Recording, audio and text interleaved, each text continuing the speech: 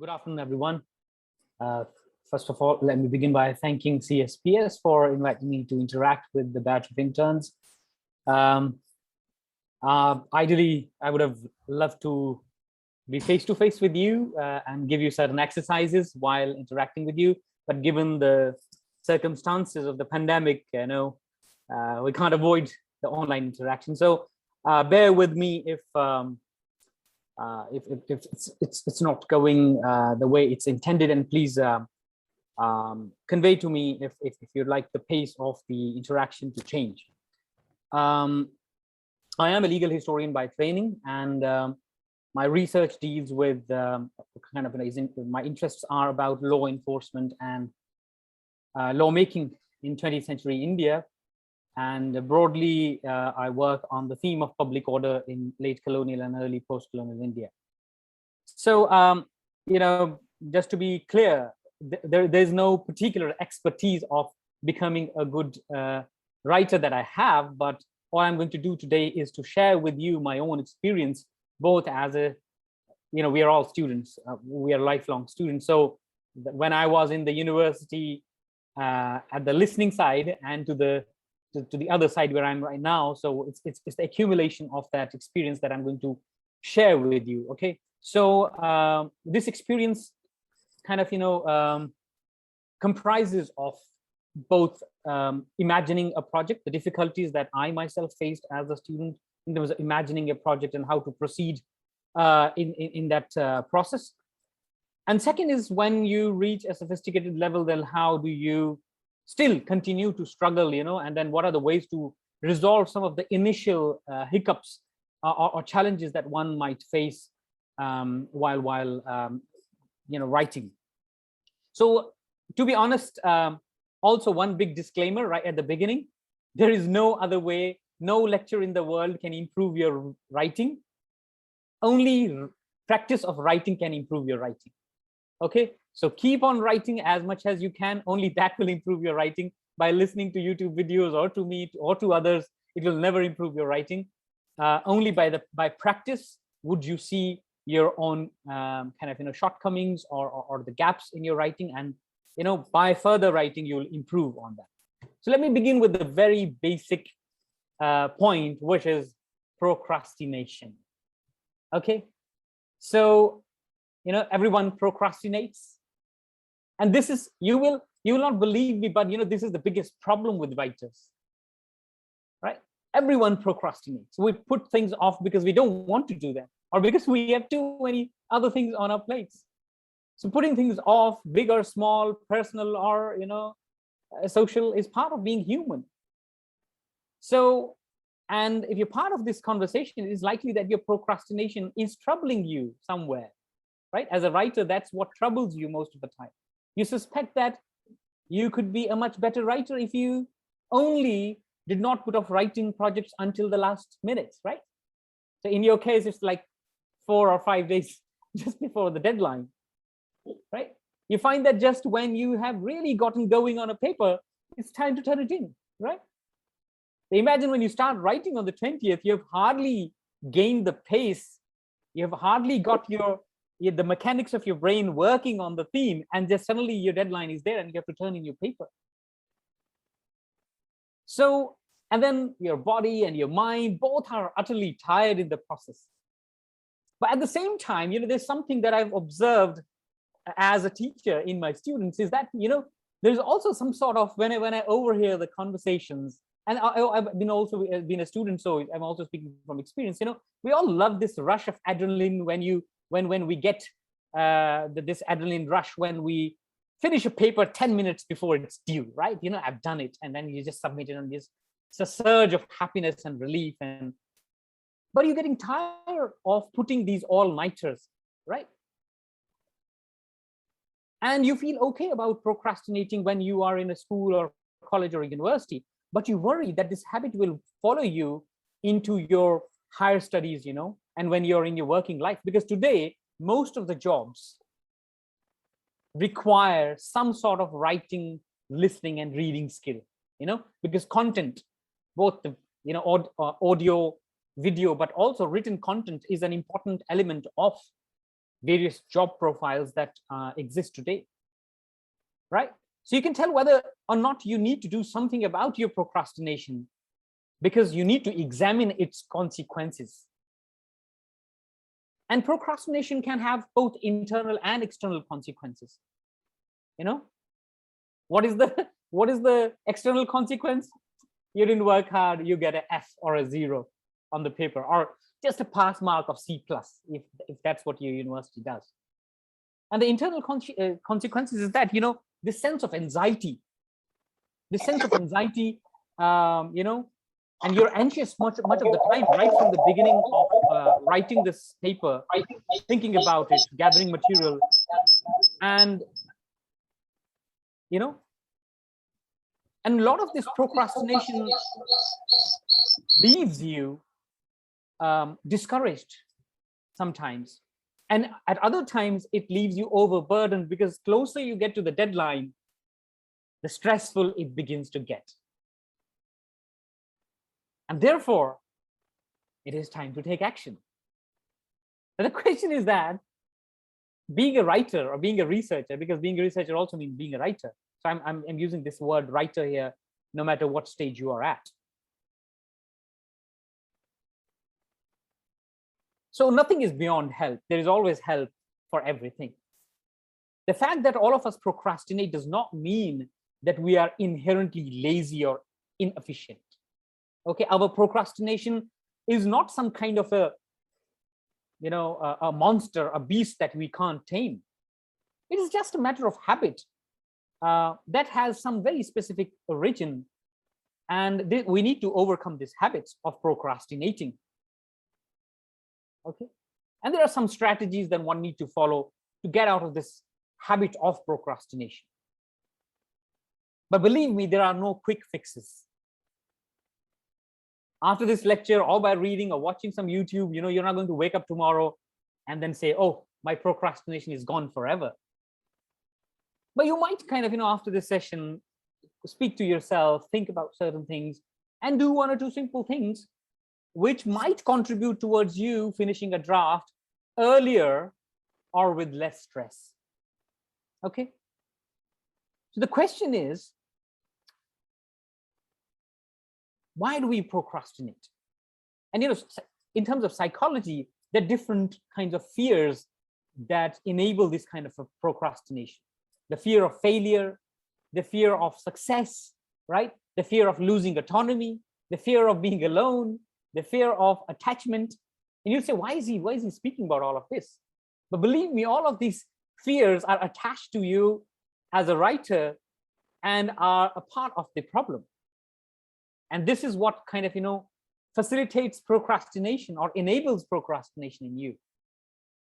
The fear of failure is where when you're scared that a particular piece of writing isn't going to turn out well. You know, there's some people who are just perfectionists who just wait for that best moment and the best mood and the best time and the most peaceful, and, you know, whatever. The list goes on and on. And then they don't want to take chances of failing. They're putting too much pressure on themselves. And then because of this too much pressure, they might avoid working on it altogether. Because psychologically, they're also trying to avoid feeling the fear that comes along with it, right? So this is one set of fear. Second is the fear of success.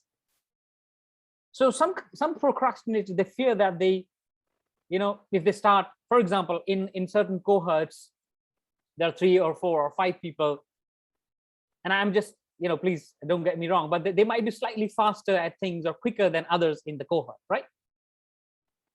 Or maybe better equipped or have a certain set of skill which might be above average. Even with those people, there are fears, and this is the fear of the success, because they think that if they start working with their full capacity, they will turn into workaholics. Okay. Or maybe they do not require that much of an effort because the rest of the cohort is not up to the level, right? So they can do whatever little work they need to do and then get done with it. And the procrastinator who fears success may also assume that if they work too hard, you know, they will just get sucked into this system of writing, and therefore They will lose their capacity to be friendly because you all have family, friends, etc., etc. And but everybody thinks that if they will start procrastinating, they will start writing better. Okay, and they don't want to write better because they also think that it will raise others' expectations. So, for example, if me as a teacher, somebody can write better, but they'll do a very shoddy job, thinking that if they write one good paper, my expectations from them will increase, right? So next time, the second assignment they turn in, I'll have high expectations from them, and they don't want to do that. They want to keep it to the minimum and get going along, with that. And then there's a sense of fear of losing autonomy. Some of the people, especially with students, that's the problem. The authority problem, the psychology authority problem. If you don't want to do what somebody tells you to do, right?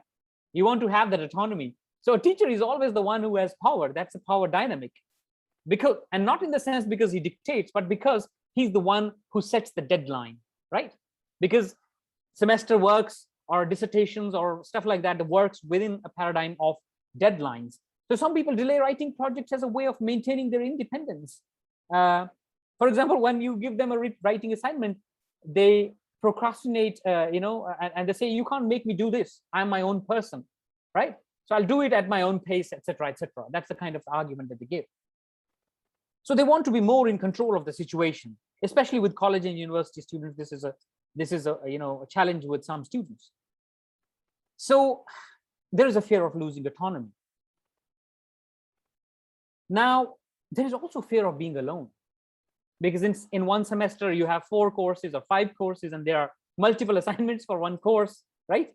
If you're writing a dissertation, there are stages of doing a literature review, putting on a research proposal, then doing a literature review, then going and getting an upgrade, etc., etc. So there are always stages where you're being evaluated.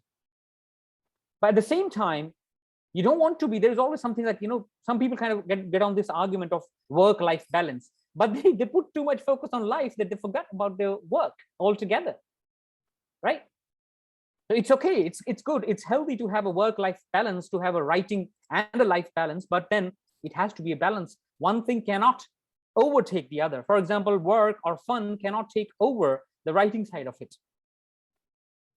So, Netflixing these days, YouTubing, Netflixing, Instagramming, Facebooking is a problem. It's like a sinkhole. You think, okay, I'll take a 10 minutes break and I'll kind of come back to this writing in, like, let's say, let me watch this episode of, I don't know, whatever is your favorite program. Let's say some ABCD, and say, okay, let me watch one episode and I'll start writing in another hour and a half, right? But the next thing you know, it's 1 o'clock at night and you've already watched like five episodes of that season or whatever it is, and you're yet far away from writing or thinking about what you're supposed to do. And this is also this, part of the habit that we have. And we do not take writing as our job, whether you're a student, you're a content creator, you're a teacher, you're a researcher. We never think of writing as our job. We always say, I have a job, I have other things to do. But writing is also your thing. It is also your job. So it needs equal attention as work as you grant to other things in your life, to your classes, to your job, to doing other things. It requires that kind of commitment. I'm not saying it requires more commitment. In some contexts it might, but at least it requires equal commitment and attention like others. So how do you procrastinate? You try to ignore the task, hoping that it will go away, or it will resolve itself sometime in the process. You sometimes overestimate or sometimes you underestimate the degree of difficulty that the task might involve. Okay, ye to bahut aasan hai kind of thing. This is so easy for me.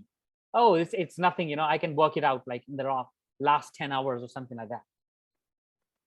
And you want to minimize the impact that your performance now may have on your future, right? So if you work it out on the last moment and you turn it in, you might pass, but you could have got a better grade. And in your heart that a little bit more effort, a little bit more disciplined and dedicated writing could have given you a couple of grades more than what you've acquired right now, right? And all of us as writers know this in our heart. Believe me or not, ask this question to yourself for some of the assignments that you've turned in. over the past 1 year or last month. So these short TV breaks, short Netflixing turns into like days of binge watching. So a discipline is required there. Now, once you are away from all of this and you are actually at writing a paper, some people spend too much time researching or choosing a topic at all. It's an endless process for them. So you ask them after 20 days, they're just saying, I'm thinking about topic, I'm thinking about topic. So their search for the topic is endless. Now, a simple tip I will give you, and then I move on to more concrete and substantive issues. Of course, this is also a substantive issue which nobody talks about, but I urge you to create a productive environment for yourself if you get stuck in procrastination. Okay, if you have made the decision to stop delaying on a particular writing project, it is critical that you find a place to work where you have at least half a chance of actually getting some writing done. Nobody cares whether you like headphones on with some music of sea waves, some birds chirping, some nature, some Italian music, I don't know, some santur. You want to find the right corner in the university or in your house. You want to shut the door and you want to turn off your phone, do that. Okay. And then start writing. I have felt as a student, and even today when I write my research paper or an article or something, sometimes I'm just staring at the screen for hours. And I've found it very useful that the best way to break this monotony of this endless thinking is to actually start typing. 2 quick tips I'll give you is one of a flow chart and another of a mind map. Okay, you know what is a mind map, right? Do you or do you not? By the way, there is an app. It's easily available called Mind Map. So you can download that and you can actually create structures, and you can also create on a piece of paper the core stuff, and then you branch it out. You create a process for yourself. What are the things you're going to use for the paper? What are the theories you're going to use? What are the scholars you're going to use? What are the arguments that you're going to use? Because when you start writing, you forget all of it. So before you get to the screen or to the piece of paper, you draw a diagram, a structure of what you're going to do in your paper. Okay. So it can either be a mind map or it can be a flow chart. And this is very basic, but in any writing, for example, whether it's a chapter or it's an article, there are 3 key things to it. 1, introduction. 2nd, the body of the text. And the 3rd is the conclusion. Okay. And the body of the text is divided into multiple paragraphs. A simple thing to imagine a paper or a chapter is to think in this structure: introduction, body of the text, and conclusion. Now, what is an introduction in that sense? Where you introduce the topic. Why are you writing what you're writing? How did you arrive at it? Okay, and what is it that you will deal with in this article or in this chapter or in this whatever it is? Okay, once you've done that, and you also tell the reader how you're going to do it. So simply it becomes your introduction. Okay, and you also refer to a few resources which kind of serve as the takeoff place which kind of gives you that initial push into the body of the text, where you divide the body of the text into certain arguments that you want to pitch in that piece. And once you've done that pitching in the body of the text, then you come to the conclusion and say, okay, this is what I've discussed, and this is what I want you. Who is this you? The reader. So this is what I want you to take away. It's not a summary. Okay, it's not a summary. There could be a small section of summary because, of course, you want to contextualize your discussion, but you give the reader a sense of, after this lengthy discussion, what is it that I, as a writer, want you to take away? Okay, what does this discussion entail? What was the meaning of this exercise that I want you to kind of, I want you to benefit, to take away some short snippet with you after you've done the entire reading. So when you are writing, don't write for yourself. Write for the reader. Imagine yourself as a reader. Okay? Always write for the reader, because, it's not your personal diary. There you can write whatever you want to write, because that nobody will ever read, unless you have Kafka and it's discovered and it gets published. But then even then, we are not here anymore, right? So always write with your reader in your mind. Okay, now let me move to, so this is because nobody actually talks about procrastination, but it is one of the biggest problem with all of us who write. Now let me move to a more concrete section. Do you have any queries as of now, or can I just continue? Are you fine, or do you want to ask anything or say something? Okay, fine. Right, so let me go to a quick conversation now that we're done with the procrastination, to some basics of writing a research paper. Okay, and you can use some of the tips and strategies that I share with you, and these are by no means the final and the only ones. I'm just sharing my side of the story. Others might have different stuff to share with you, different experience to share with you. So, and this is in the context of researching, writing a research paper. Okay, because most of you write term papers, most of you will be writing chapters for your dissertation. So that's why I'm broadly kind of putting the theme as the writing a research paper. So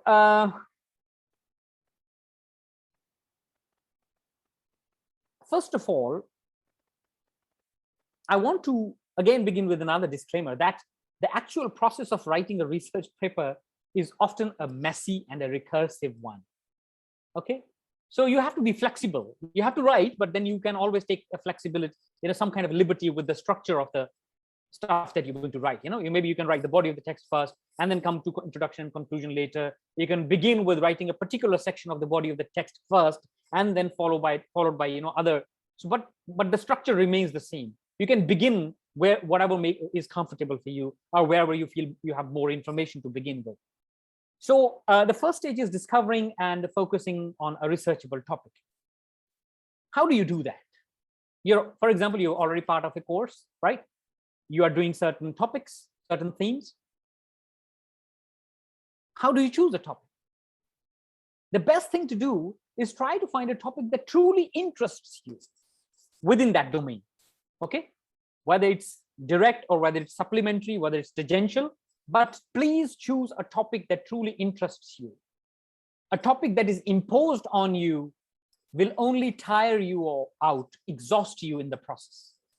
At least, above all, you will be disinterested in the process.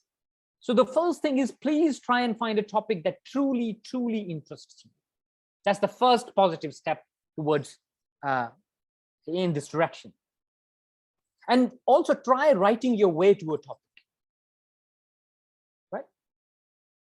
Talk with your course instructor, your supervisor, your classmates, your batchmates, your friends in other departments who might have similar interests in terms of themes about your topic. And they might, the mentor, the teacher, the professor, whoever it is, they might kind of enhance or enable the process of choosing the right topic. Maybe they will alert you to some of the themes which you might be ignoring at the moment, or while you were thinking about the topic. It can only strengthen. So discussion is an important part of it.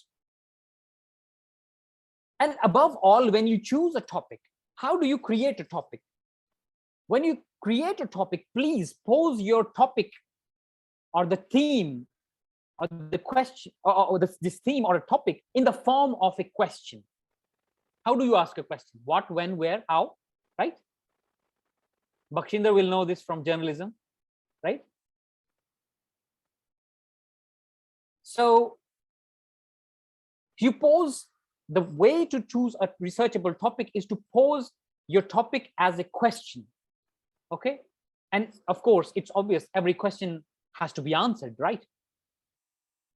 Research problem, it's a problem, the question is a problem, and then this problem needs to be solved, and then this solving this problem or answering this question becomes the paper. But the question has to be there. Your topic should always be in the form of a question. So somebody say, oh, I want to work on women rights, but it's so broad. What do you want to work in women's rights? You want to work on gender? What gender? Okay, what gender? You want to work in sexuality? What angle of sexuality? You want to work on violence? What form of violence? Where? What part of the world? Okay, ask yourself these endless questions. What, when, where, how? Keep on asking these questions and come to the conclusion in the form of a topic where the topic is a question. And that's the best way to approach it. But if you have a question, then you know that in the rest of the paper, you have to answer the question. So the first stage is clear then. It will give you clarity and purpose. Okay. Find a topic that interests you. Try writing your way to a topic. Consult others, batchmates, mentors, supervisor, whoever it is, friends, family members also, if they are capable of giving intellectual input, because in India, the contexts are different, you know. So, and always pose your topic as a question which needs to be answered. First stage. Second stage is what I think Sithara said, that reading, right? Reading about the topic.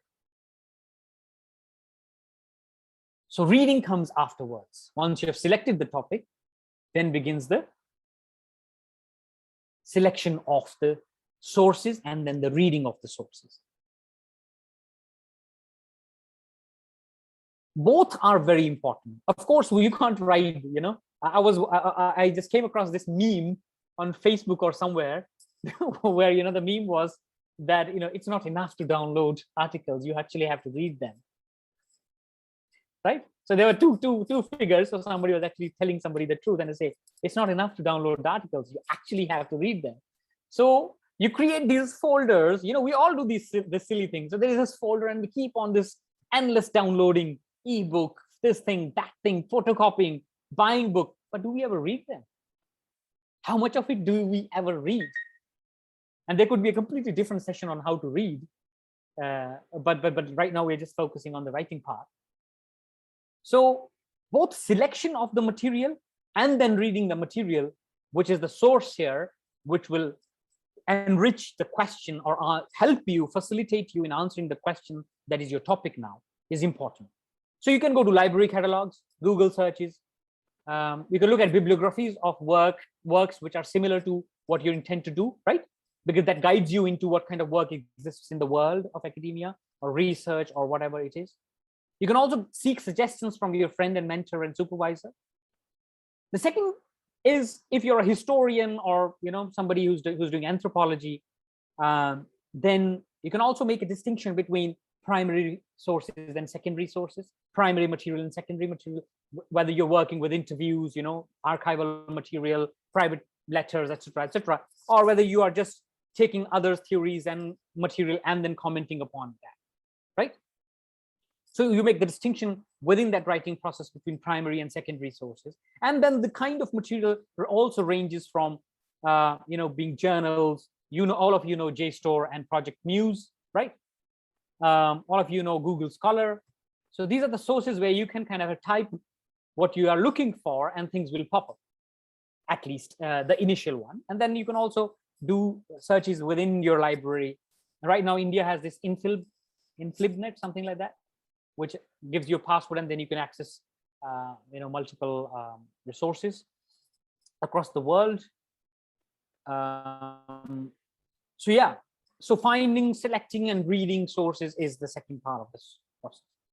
Once you've done that, once you've found the number of journals, number of, you know, letters, whatever material that you've read, books, theorists, scholars, philosophies, whatever, you just create a bank of material that you're going to use for this topic, whether it's a research paper, dissertation, or a PhD thesis, right?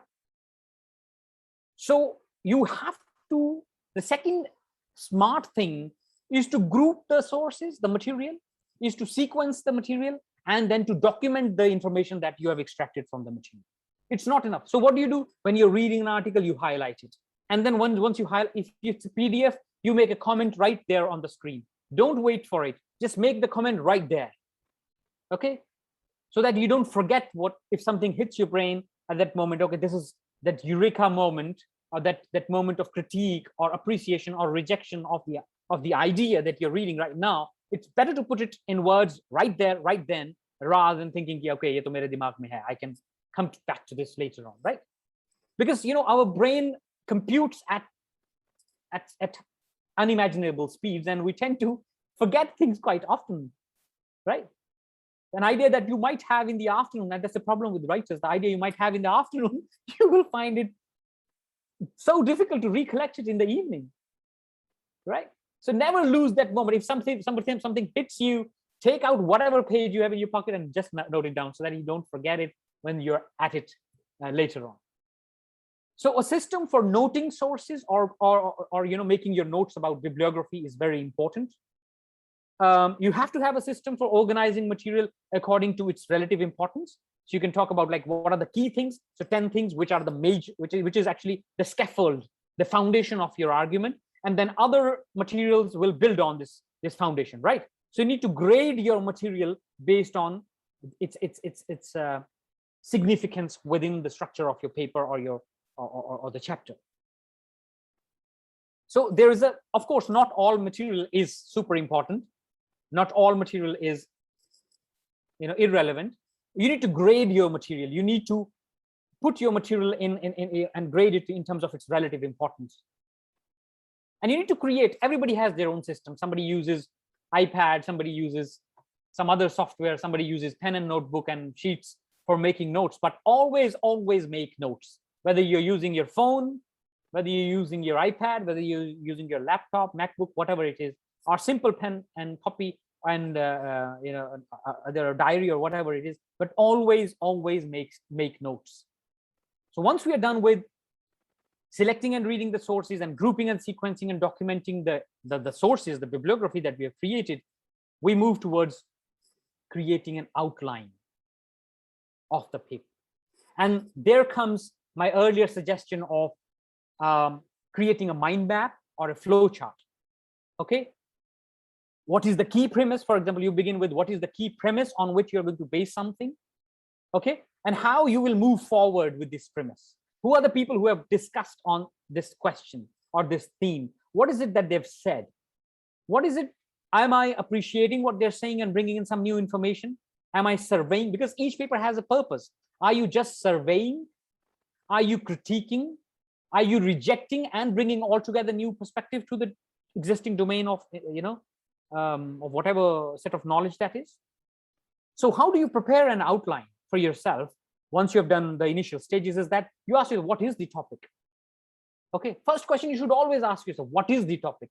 And keep asking yourself, because sometimes in the process of writing we even forget what our actually topic is, and we deviate, digress, and waver here and there in the hope that it will be get done with it someday or some hour or some time of the year. But the question is that to keep in focus, always focus on what is the topic. And second question, why is it significant? Because it is significant, that's why it is a topic, right? Its significance must be crystal clear to you. Absolutely clear. You should never be in doubt with your topic, because you should know why is it significant. Okay, you should know what background material is relevant to this topic. Okay, you should know what is my research question. As I said, the topic is the question, right? If you're working on a particular thing, what is your question that you seek to answer? Okay, and what is the best approach? Create 2 or 3 scenarios to approach that topic, and then think, okay, what is the best scenario out of these 3? Never shy away from rearranging the material once you have crafted your paper. Okay, maybe step 1 later on, once you have crafted, you'll say, okay, the discussion that I've done in section 3, I might need to move it up to section 1, right? Or section 2 might need to go towards the end. So you should not shy away from rearranging the body of the text if you feel that the flow is breaking, or some information needs to come first in what exists at the moment. Now, how much time do we have, Saad? Can I go on? Is everybody okay? Yes. If you want, sir. It's a wonderful lecture. Really, thank you. So the next stage is, now we're done with the basics of how do you think about it in your head. Now we move towards writing the introduction. And again, I'm saying writing the introduction is not an absolute essential here. Okay, you can begin writing the body of the text and then come back to introduction later on, but then having some form of 3-4 lines just for your own consumption while you're writing the body is helpful. So when you write the introduction, what do you do in an introduction? In an introduction, you present relevant background. Okay, In other words, you give the reader a context. Okay, so in the introduction, there is a background, there is contextual material. Okay, in the introduction, you define terms, you define concepts, if required and if necessary. If you're using a particular, twist on if you're using a particular concept or a term which is contested, etc., etc. So you define terms and concepts if necessary. And then in the introduction, what you do is that you explain the focus of the paper, and simultaneously you also define your specific purpose in writing that paper or that chapter. Okay, you explain the focus, you explain the purpose. Both the purpose and focus are important in the introduction. And then you also reveal what you're going to do in this paper or in this chapter. So once this is done, this is how you write the introduction. And this is just a very straightforward way of thinking about the introduction. Then you come to the body of the text. Now, when you come to the body of the text, you take up that piece of paper, that notes that you have made in your phone or in your tab, and then you look at it, and then you say, okay, this is my outline, this is my mind map, this is my flow chart that I've created, thinking that this is the way I want to proceed in my chapter, in my so you use your outline as a guide, right? Because writing the body of the text can put a lot of pressure on you. You don't want that. You don't want that when you're writing. So if you have something like a structure in your hand or in front of you, it just facilitates. It just makes it free flowing for you, takes away stress and pressure from the writing. So you have your outline in front of you, your purpose is clear to you. And then you build your essay around the points that you wanted to make, that you've made notes of, right? So the bibliographic references and the documenting of the information that you've done, you build your essay around points that you have made and that you want to make in your essay. Okay. One important trap that we must avoid is that don't let your sources or the reading material organize your paper. Organize your paper in the way you want it to be. Sometimes we get so overwhelmed with information that we lose sense of what is the structure and the flow of the paper, right? And it just looks haphazard. Some writer, some thinker appears so important, you put it at the front, and then maybe the author, he or she is not supposed to be there. They might need to come later, but then in our head we're so overwhelmed with information that we just place them right at the front, right? So always think about the sequencing of the material that is at hand. Build your essay around the points you want to make. And once you have the bibliographic sources, once you have your references and the material these references provide, what do? You write, but you don't copy paste them. You integrate them as sources, as resource into the discussion that you want to conduct. Don't use the language that the material is giving you. Try and write it without looking at this. Okay, use your own words, use your own style. That's where you will shine. That's where you will come in. That's where your writing will appear unique. That's where it will not look like a shoddy copy paste job. Most of the time we do it, and the thing is that you see, oh, these words are not his or her. Why? Because we are obsessed with something else that we have seen. We have not processed the information and put it back on the screen or on the piece of paper by using our own vocabulary.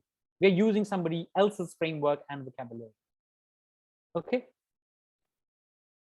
So one big strategy is to integrate your sources into the discussion that you're conducting. How do you do that? What are the ways? What are the concepts which help you do that? You summarize sometimes, right? Some things need to be summarized. Some need summarization. Sometimes you need analysis. Sometimes you need explanation. Sometimes you need evaluation, right? So summarization, analysis, explanation, evaluation, these are some of the tools. Each term means something very different, right? Right? So when you approach material, use summarization, analysis, explanation, evaluation as tools to process the material that is at hand. Don't just report it. You got an article, you got a book, you read something, you're reporting to me. No, don't report. Reporting makes your writing boring. It doesn't bring anything new. It doesn't highlight your creativity or your uniqueness as a writer. Don't report. Analyze, explain, investigate, evaluate, right? Use these strategies. When you write, look for yourself. Are you analyzing? Where is it? Where is your analysis in there? Where is the evaluation in there? Okay, where are you in there? Is it the same author, again, hijacked your paper? Because it is your paper. You need to make it unique and as original. Now the plagiarism rules are so strict. Gone are the days when you would copy paste and people will not know. There are softwares, there are all kinds of things now available. And in this process, by the way, sometimes if you need to summarize, learn the art of paraphrasing. I urge you, I beg you, please, this is a great skill. Of course, we are not writing out of the blue. We are using ideas of other people, right? But due reference and a really, really sharp paraphrasing enhances your writing. Okay? So please do that. So then there are levels of thinking. So you think at a very generalized level, and you create levels for themselves. Is this a very general statement I'm making? What are the other subsets of questions that I might be asking while I'm making these generalizations? So you create a ladder, a level, or steps for yourself. Is it getting too abstract for the reader? Because you're not writing in your head, an idea might be flushed out, but when you put it on the piece of paper and you tell somebody, can you read it for me? And the person will say, it doesn't make sense to me at all, right? So are you writing just for yourself? Because you might be thinking you've done it right, but your reader will say, this is absolutely gibberish. So, and then this is how you kind of proceed in the body of the text. And I move towards the conclusive part. There are different kinds of papers and chapters and writing material. If you think, for example, if you're in theory, if you're in critical literature, if you're in philosophy, stuff like that, which can get complex at times. If your stuff has too much texture, too many concepts. If the thrust of your paper you think is too complex, okay, you can summarize the argument for your reader in 1 or 2 or 3 lines, right? Just to bring the idea home. If prior to your conclusion, you did not explain the significance of your findings or your argument, or if you're proceeding inductively, use the end of the paper, the conclusion part, to add your points up, to explain their significance. Okay? Move from one level of consideration to another level of consideration. That brings the entire discussion, the topic, into a context that the introduction has provided. Because introduction and conclusion both need to speak to each other. Here, in the introduction, you have made a promise to the reader that this is what I'm going to do and this is how I'm going to do it, right? And here, in the conclusion, you have to say that, see, I've done what I promised and this is what you need to take away, right? It's simple. A promise, and then you evaluate the delivery of the promise. And in between is the body of the text, right? So always in the conclusion, read your introduction, and if you have an introduction, and then see, have I delivered on the promises I made in the introduction? And perhaps sometimes also suggest that what you could and could not do in this paper, and what, so that the reader will say, okay, this person is aware of what the other possibilities, but just wanted to be focusing on one particular aspect of this theme. But that is advanced level writing when you're writing a PhD level or a research paper for a journal. For ordinary MA and M.Phil or PhD chapters, you might stop it there. And then above all, one of the biggest gaps that all of us, including me and anyone else, unless it's going out to the press or publication, what we do is that we don't revise our drafts, do we? Ho gaya, khatam, send, attach file and send button, print and submit to the teacher or wherever it is.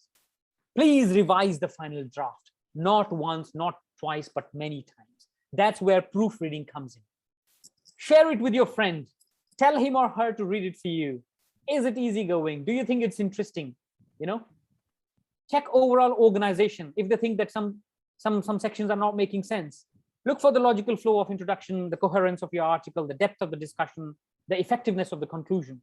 Okay, that's what revision does. Okay, when you're writing paragraphs, the end of one paragraph should connect with the beginning of the next paragraph. It should not be one paragraph working in isolation and the next paragraph, okay, what the hell just happened? The reader would say, the person did not tell me what is going on. So one paragraph is going east, the second paragraph is going west. Each paragraph 1 should flow into paragraph 2, should flow into paragraph 3. So there should be a consistent flow, okay? Seamless flow. It just helps you as a writer and help the reader appreciate the effort that you put as a researcher, as a writer in whatever you're writing. So always take into consideration these paragraph level concerns. And then sentences. Always use. I still suffer from this. I will not deny it. I still suffer from this. I'm a historian. I suffer from this passive voice. Always use active voice. When you're writing, own the material, own the article, always use active voice. It makes your paper read so good, so good. Okay. Sentence structure, word choices, punctuation, spelling. Don't turn in a paper with so many typos, with grammatical mistakes. Okay. Look for you. All of you have this phone download, you know, or web. You just download a dictionary and look for a word, look for a synonym, or an, you know, if you look for replacements. Try and make your work look more interesting. Try to be very, very specific with expressions. And two things I'll share with you, which some really wise person shared with me when I was in college, is that please increase your bank of adjectives and verbs. You know, if you have a very rich bank of adjectives and verbs, you will see your writing will transform. Because adjectives and verbs make your sentences concise. The problem with most of us, at least in South Asia, I don't know about other continents, and I will not claim, but people from South Asia, because we have different languages. Somebody's speaking in Urdu, Hindi, Bengali, Punjabi, you know, Malayalam, Tamil, or whatever, Marathi. And then whatever you speak, and this is, you know, again, another tip, this is from neuro-linguistic programming. So when you think about writing in English, because I'm here concerned only in terms of writing in English, you always first think in the language in which you think, which you speak most of the time. But if you speak English most of them, it's fine. You might, and I don't promise, but you might think in English. But problem with most of us is that we think in one language and then translate that thinking, and our brain is thinking in Urdu or Hindi or whatever our mother tongue is. And then when we're writing in English. So most of the time we are just paraphrasing our language into English. And those sentences don't make sense at all. When we read it, we think we are reading English, but it's gibberish. We're using the method of expression of our native language. So please look at the sentence structure, look at the word choices, look at the punctuation, look at the spellings. Be consistent. If you're using American spellings, use them. If you're using British or Australian spellings, use them consistently. Okay. Above all, footnoting, references, they should be there. And please follow one style sheet, whether you're following Chicago, MLA, you know, Oxford, APA, whatever it is. Follow one style sheet throughout. It will make your paper look amazing, your chapter look amazing. So consistent use of one style sheet, you know, detailed citation, rigorous citation, appropriate use of endnotes and footnotes is very important. And don't plagiarize. It's unethical. Don't plagiarize. Learn the art of paraphrasing with due reference. Okay. If you follow some of these, it's a process. Again, I said, I've shared with you some of the strategies that I've learned over the years, but I would urge you to keep them in mind when you go to writing again. And for all of you, For each one of you, the process of writing might be different, but these tips and tricks will help you. Definitely, I can promise you they will help you. Okay, but there is nothing makes your writing better than writing. Keep writing, keep writing, keep writing. Only that will improve your writing. शुक्रिया sir, बहुत vibrant और बहुत excellent lecture. हमने भी बहुत सीखा आपके इस लेक्चर से, and thank you so much doctor Javed for such an excellent interaction.